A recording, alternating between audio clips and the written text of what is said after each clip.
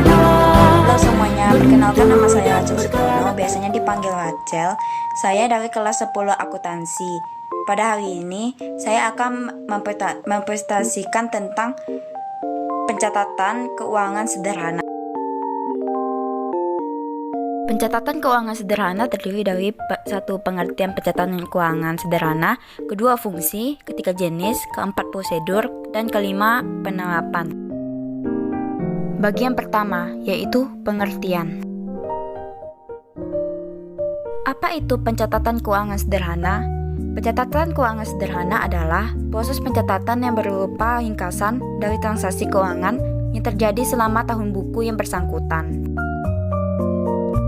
Bagian kedua, yaitu fungsi.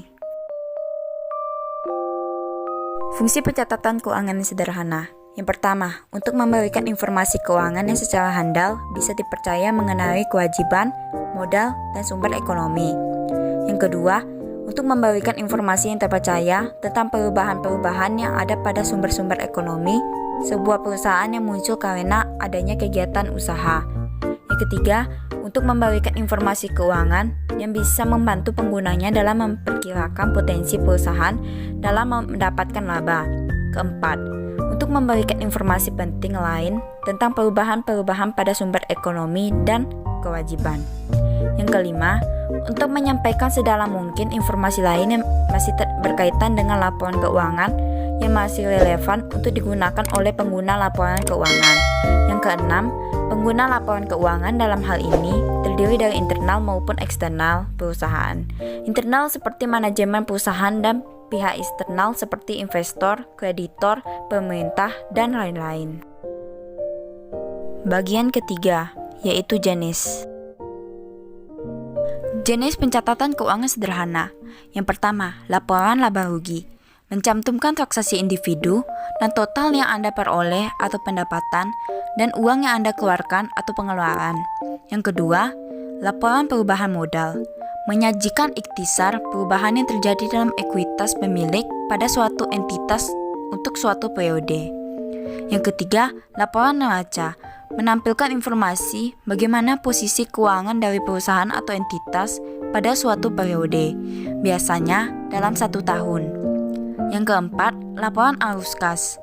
Menggambarkan perputaran kas perusahaan mengenai jumlah kas masuk atau penerimaan kas dan jumlah kas keluar atau pengeluaran kas dalam suatu periode tertentu.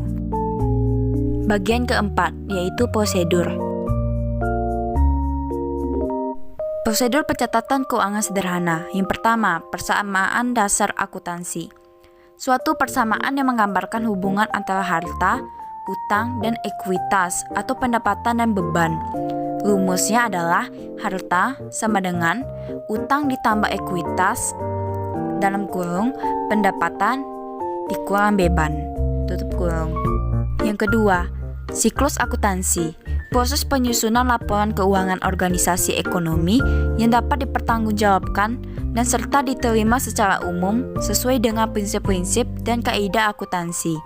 Prosedur-prosedur, metode-metode, serta teknik-teknik dari segala sesuatu yang dikacup dalam ruang lingkup akuntansi dalam suatu periode tertentu.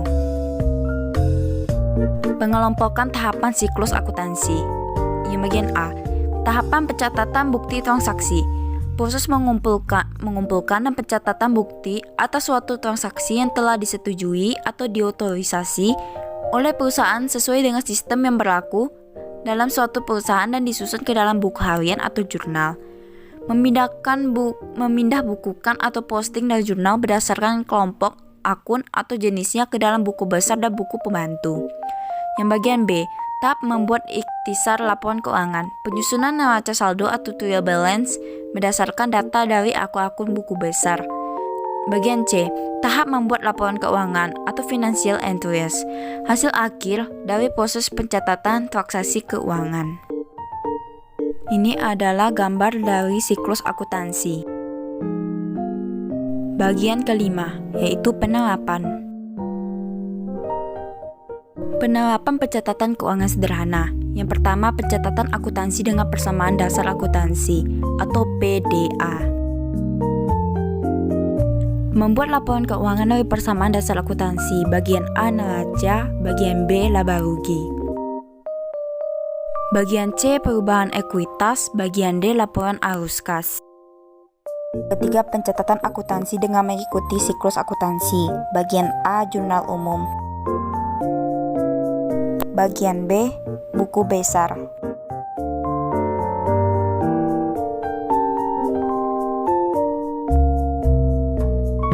Bagian C neraca saldo dan D jurnal penyesuaian.